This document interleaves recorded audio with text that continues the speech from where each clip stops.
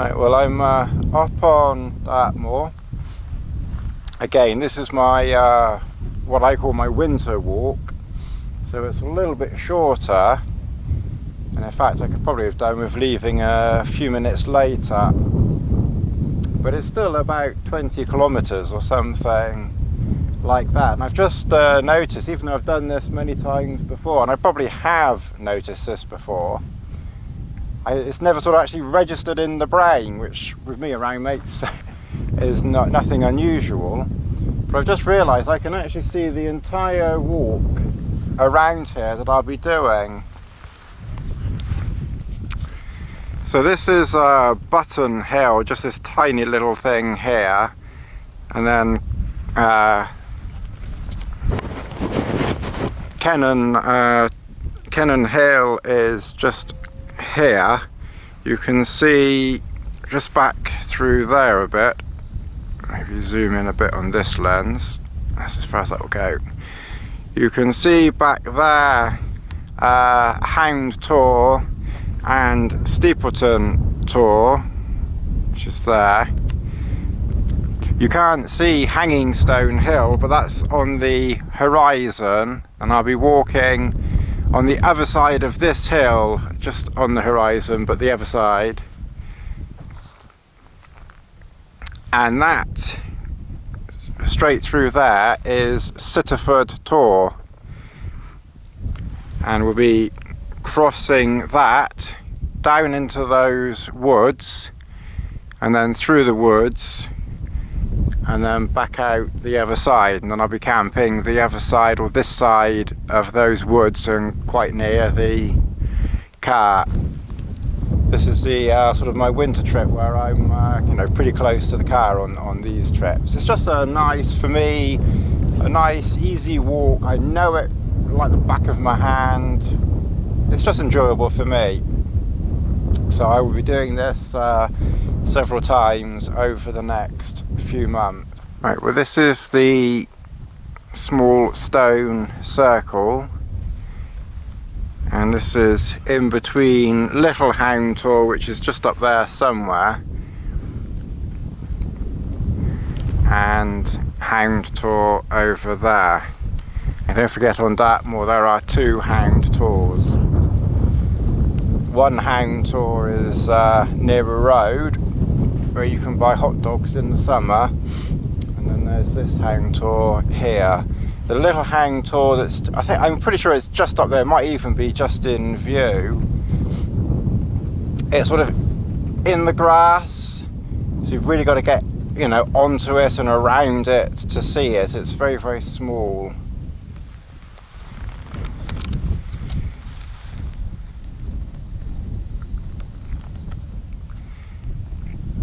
Right, that's Steepleton Tor, so I'm probably going to head in that direction, more to use up time. But if you didn't want to go cross country, and it's not really very difficult, but if you didn't want to go cross country, then there's a really easy path that goes along here, which will take you to Hound Tor, Wild Tor, and then up to Hanging Stone Rock.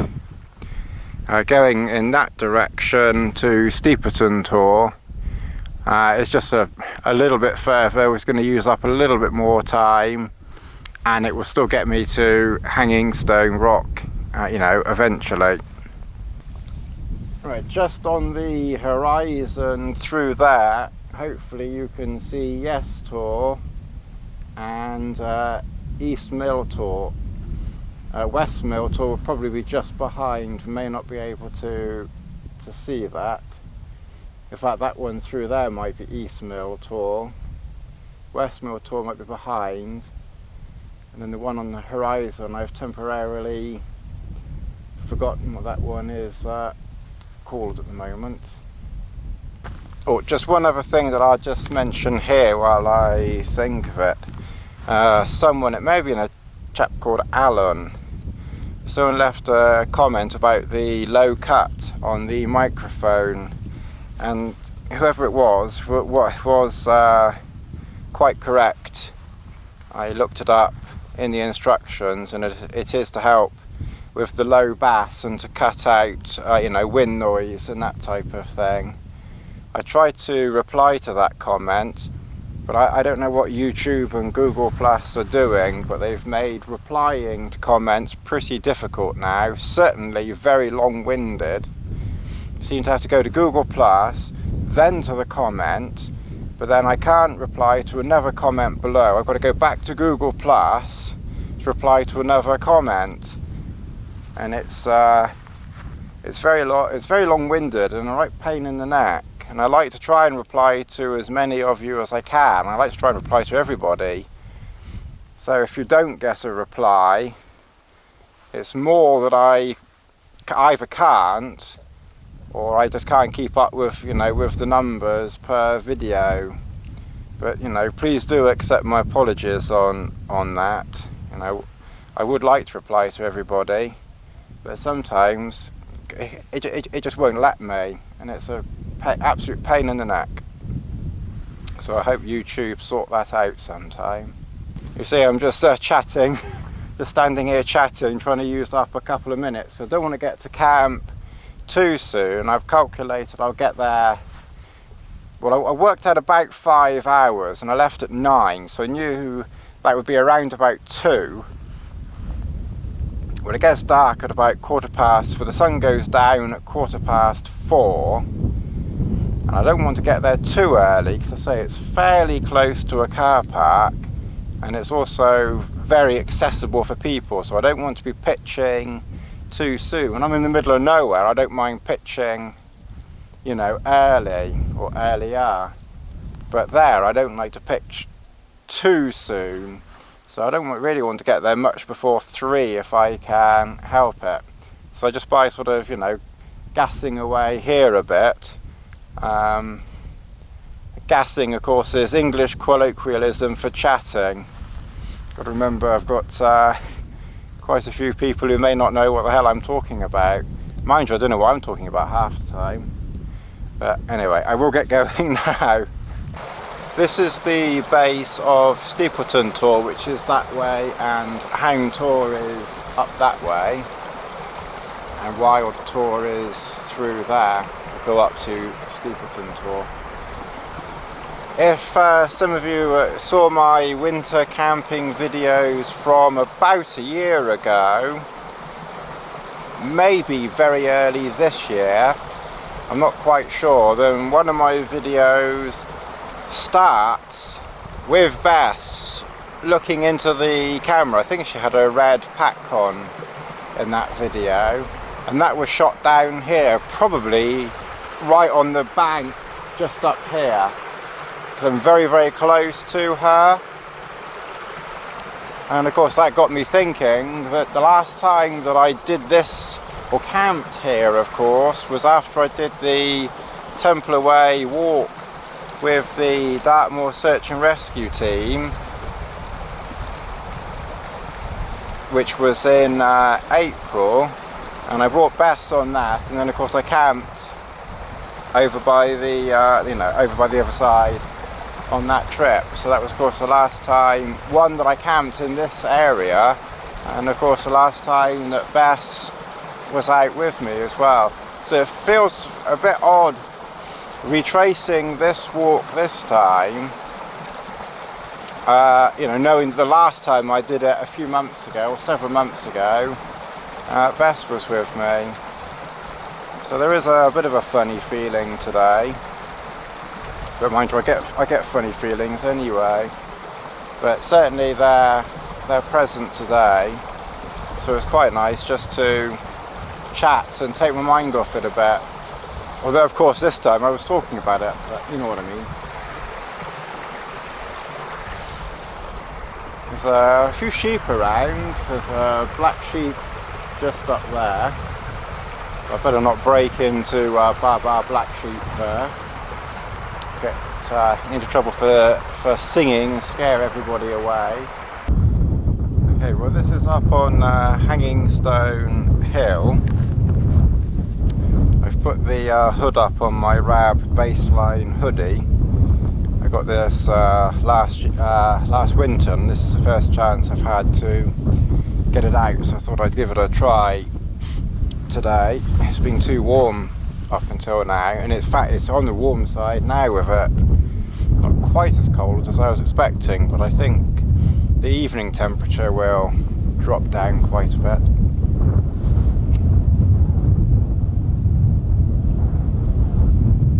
So as I say, this is Hanging Stone Hill, and you can see quite a lot, or pretty much everything that I was doing in the summer from up here.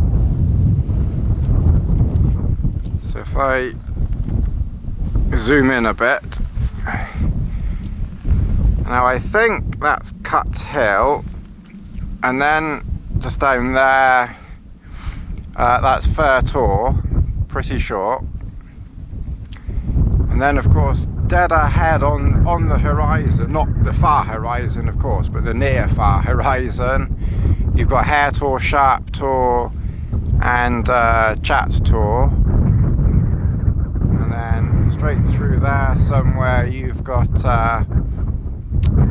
Great Links Tor, and then Kitty Tor on the top of the hill, and then over there of course you can see West Mill Tor, Yes Tor. I think you can even see, you can see Dinger Tor from here, just down there.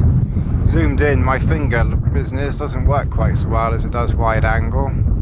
And you can also see Linz Tor as well from here.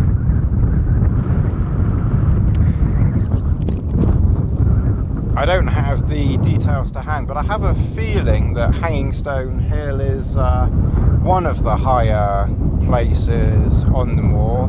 I know High Will Hayes over there is the highest, and I think Yes Tor is probably the second. And Fair Tor I know is obviously pretty high, but this is certainly one of the higher places up here on Hanging Stone. One other announcement, or one other thing I'll just mention here. I was going to say it on the last video.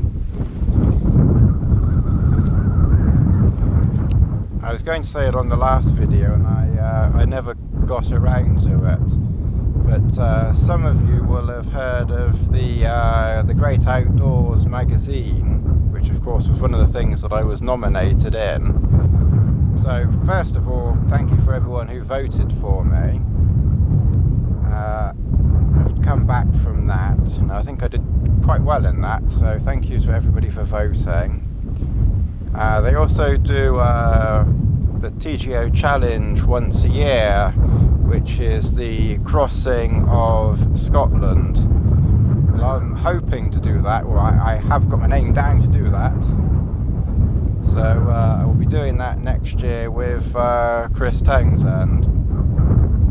So good luck to him, and thank him for asking if I'd like to join him on that.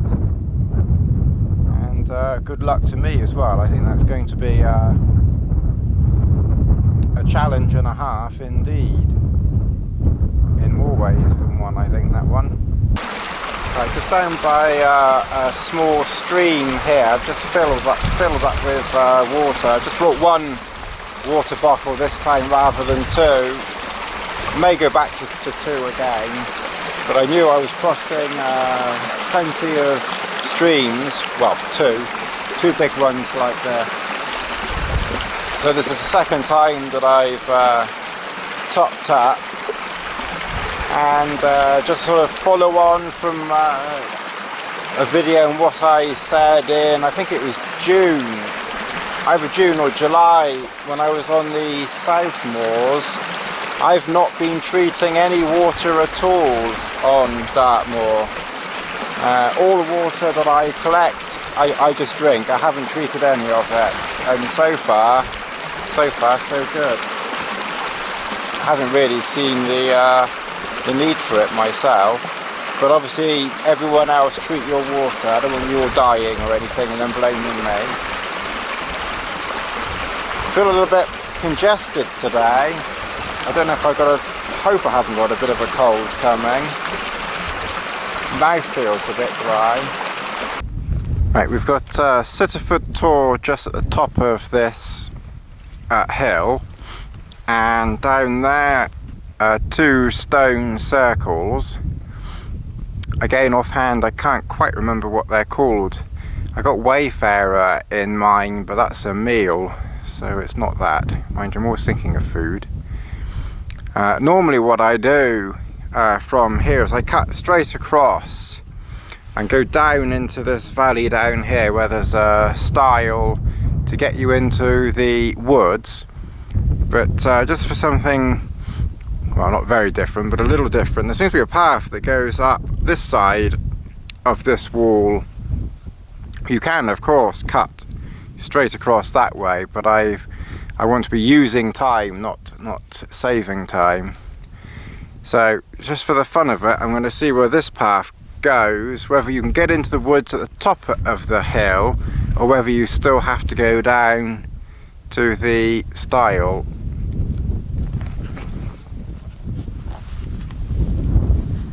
And it's turned into a really lovely afternoon now. The temperature is still only 4.2. It feels warmer than that with the sun out.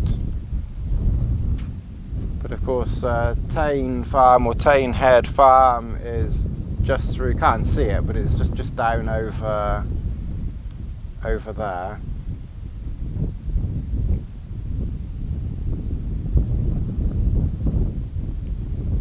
It is a sort of a magical, peaceful place out here.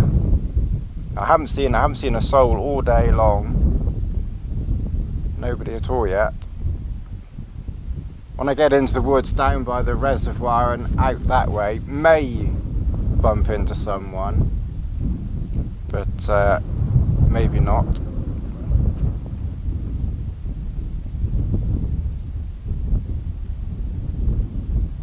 Another thing that I thought of as well, I did a little bit of counting, actually managed to count to 25, and this is now my 25th wild camp out. So I've now done a quarter of a century of camping now, so notching those up steadily. And it really is a very small world sometimes. I walked along that path that I showed you just a minute ago, although it was about an hour ago in time wise, and it's literally just over there. And at the top of the hill, down a bit, was a wooden gate, and as I approached the gate I saw this young border collie approach me, and I thought, well, you're not out by yourself. Beautiful, beautiful dog. Very, very friendly. And then I was just talking to a lady who was obviously the owner. It's a 5-month-old puppy. And it's been crossing my mind for a while now, and I've not said anything on video. But after, you know, everything that I've had with Bess and how well she did, I've pretty much got my heart set on a border collie puppy myself. You know, when the time is right, when one comes along. And I found a breeder in Bristol, and I've put my name down. So maybe next year, early next year, sometime next year, you know, I'll have a border collie puppy. But when I was talking to the lady, the amazing thing is, she actually knows the breeder that I've been in touch with, and, you know, was very complimentary of her. So I thought that was nice. Small world indeed. I was just walking along this path by Fenworthy Reservoir, and this lovely pony just came to say hello. Hello.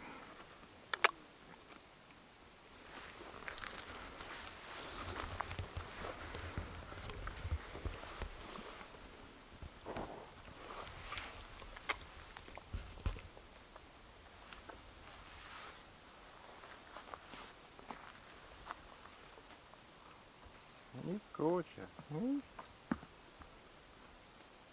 Your friend over there? Can you smile for the camera?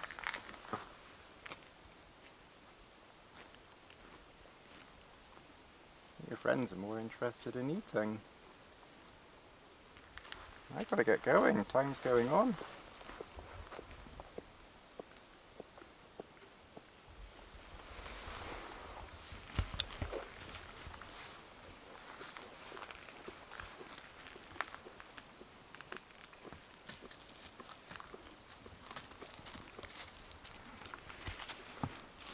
Hello? Oh, you got hot breath, you have. Hello? You can't eat my hand.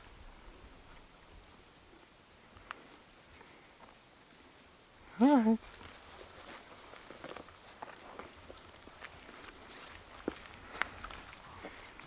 Hello, you're getting too friendly, you are. Oh, hello, you want to say hello as well, do you? Yeah, I know you're smiling.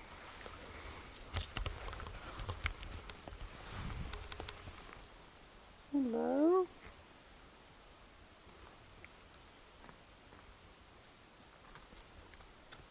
You had enough? You had enough?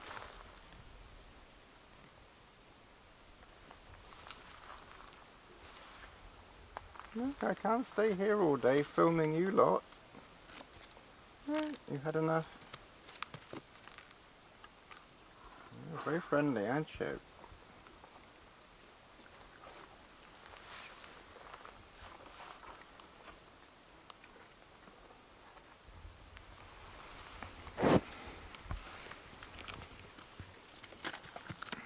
There we are, they've had enough.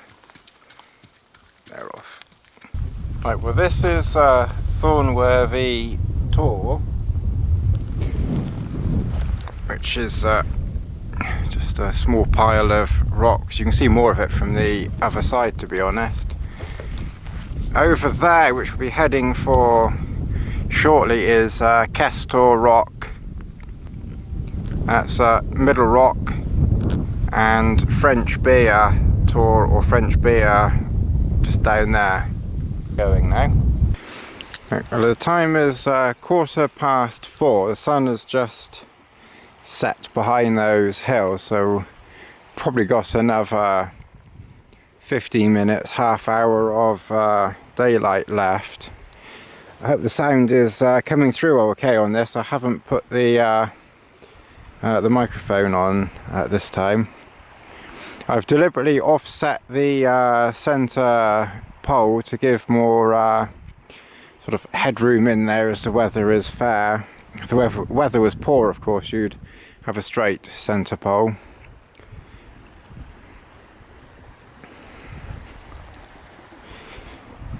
And I'll now get things set up inside. Oh, and the temperature is plus 0.3. So it's probably going to start plummeting to below freezing soon, I would imagine. Right, well the time is 4:40, so there's still a little bit of light left. So I got here just after 4. Got the water first, as I mentioned earlier, then I've pitched the shelter, and then got into bed. So I've done all that within 40 minutes. And I suppose that was a fairly relaxed affair. So not too displeased with that timing.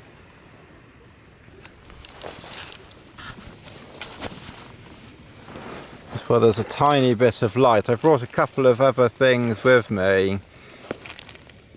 This is a Sony speaker.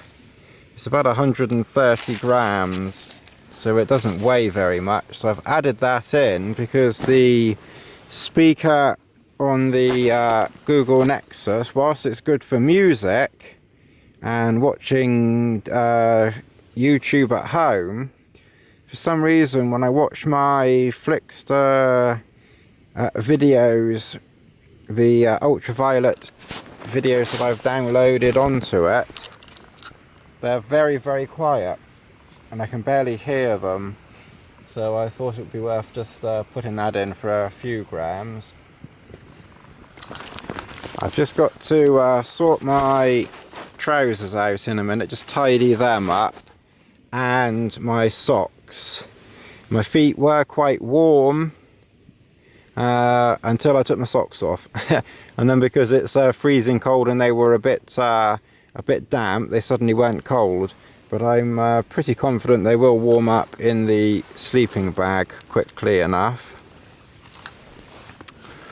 I've brought a different cooking system this time. Well, it's the one that I've had in the past. My Mountain Laurel Designs pot and the Caldera cone that goes with it. I haven't used that since last spring, I don't think, so I've brought that and my look what we found meals, and I haven't had those either in quite a long time. In fact, they went out of date January, but they'll be fine. So I've got beef meatballs and beef today, and beef casserole. What date is on that one? That's January as well. And then I've got a bag of food in there, and I've got my water. That's my rubbish bag. Down here I've got spare gloves, my balaclava for the night, the repair kit, and my little towel. That's another thought. I've just have this tiny towel here. What kind of towels do people use? Is that sort of a normal sized towel, or do you have bigger towels, smaller towels, no towel? And we'll stop there while we're ahead. Alright, behave. So that's it for the moment. So I'm going to listen to some music and let my body warm up, which it's slowly doing.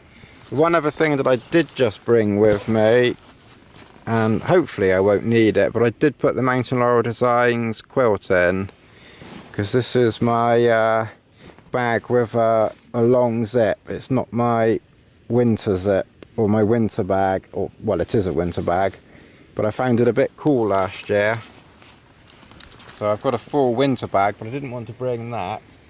And my 3-season bag I've sent back to PhD to have it altered, so that's why I've brought this bag, because it's a sort of my spare reserve bag now. So I'm rather glad I had it, actually, going by the temperatures. But it should be plenty warm enough, but if it isn't, then I've got the quilt as well, which I can put either over or inside depending on how I feel. Right, well the time is 10 to 2 nearly, and the temperature is at the moment -4. It was minus 5.5 just a little earlier. I have just made a cup of soup. I was feeling a bit peckish, so I made a cup of soup, so whether that warmed the interior up a fraction, I'm not sure at the moment. But I've put the water is under my trousers, and my shoes, you can just see, are under there. So far so good. And there's quite a bit of frost on the inside of the Trailstar. I probably ought to try and get some more sleep, I think. Although I don't feel very sleepy at the moment.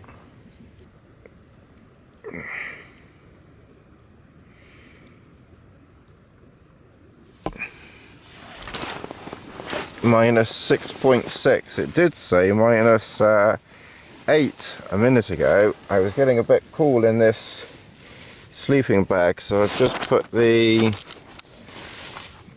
I don't know what you can see, the Mountain Royal Designs quilt over the top, just to see if that will boost it a bit.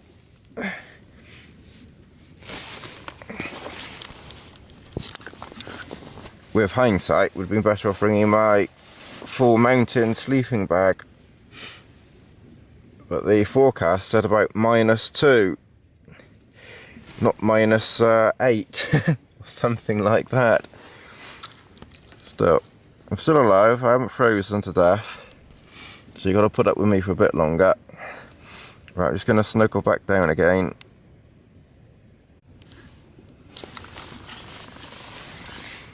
Well, good morning. It's actually morning before I thought it was going to be morning, because I looked at my watch earlier on and my watch said 2:50, which of course I took to mean 2:50 in the morning. But if I'd have looked more closely, I'd have realised that it was on the altimeter, not on the watch. So of course I nodded off, and I woke up and I thought, oh, it's getting quite light. It's quite light for 3 o'clock in the morning. Is that a moon out or something? And then it suddenly dawned on me that it was, you know, that I was reading the time wrong. So the actual time is 7:30.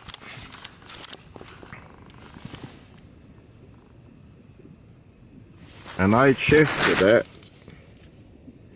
to altimeter. So of course I was looking at it as 2:55 in the morning. Earlier on, the temperature is minus 6.7. Again, I did see a minus 7 something earlier, and I definitely saw a minus 8 during the night. So it went down very, very cold last night.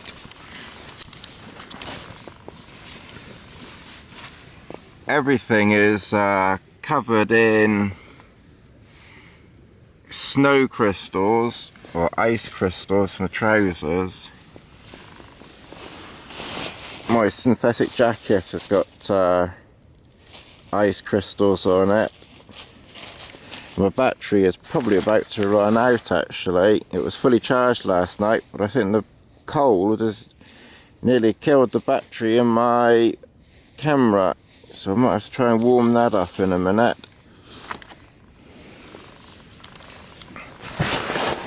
So whilst there is a bit of battery left, I've put the stove on. I have some tea and some porridge, and then start packing up. I'm going to be out of here a lot later than I originally thought I would be. But never mind, I must have slept well. I must have slept okay though, even if it was a bit cool, but I slept alright, on and off. Well, I don't know if that's focusing, but it's still minus 3.6. I can't see the screen, so I'm hoping that's focusing. Minus 3.6. Forget the time, I don't know if that is the time. There, that time's wrong. The time is 8:45 in the morning. I've not put the mic on, but this is dark more this morning. So obviously got rather chilly last night, to say the least. You can just see Kestor Rock really hiding behind the sun. I think what I'll have to do, and I should have done it, I should have remembered, I should have thought of it to be honest, is taken the battery out of the camera and put it in my pocket or in the sleeping bag. Certainly a beautiful morning. A couple of things that happened. One of the tent pegs, the top came off one of the tent pegs, so without putting too fine a point on it, I had to relieve myself over the tent peg. And again, just thank God there was nobody around, because I could never have done that if there was people around. But again, advantage of being by myself, so that warmed up the ground and I was able to jiggle the tent peg with another tent peg and get it out. The tent peg I'm talking about. So that was one thing that happened.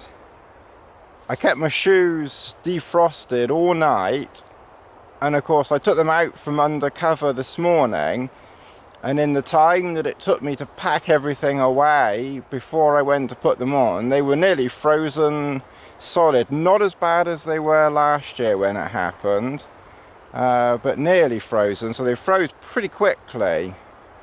So that was a bit of a surprise as well.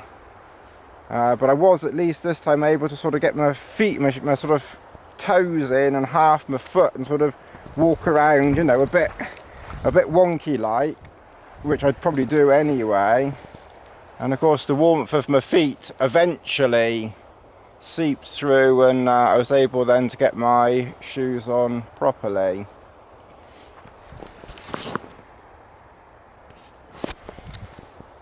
So it's certainly been, I hope you can see me with that sun. So I hope you can hear me okay. I didn't put the microphone on. But I'm going to get going now. It's only about 10 minutes or so, 10-15 minutes to the car from here. So I'll catch you all again soon, you know, and thanks for watching, and I hope this has been, you know, another interesting and informative and enjoyable video. It's certainly been sort of mind-opening again for me.